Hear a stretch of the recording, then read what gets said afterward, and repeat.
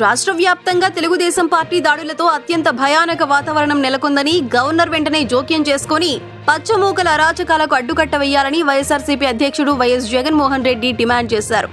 రాష్ట్రంలో జరుగుతున్న దాడులు, అరాచకాలను తీవ్రంగా ఖండించారు. దాడులను అడ్డుకోవాలని గురువారం ఆయన సోషల్ మీడియా వేదిక ఎక్స్ ద్వారా గవర్నర్కు విజ్ఞప్తి చేయడంతో పాటు పార్టీ శ్రేణులకు భరోసా ఇచ్చారు.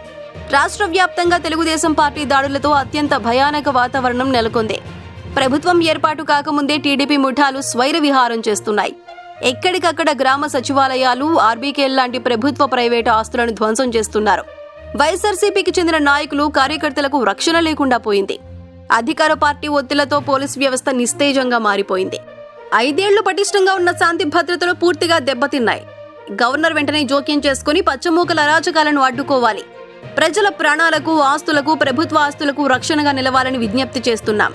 టీడీపీ దాడుల కారణంగా నష్టపోయిన ప్రతి కార్యకర్తకు సోషల్ మీడియా సైనికులు తోడుగా ఉంటాం అని పేర్కొన్నారు.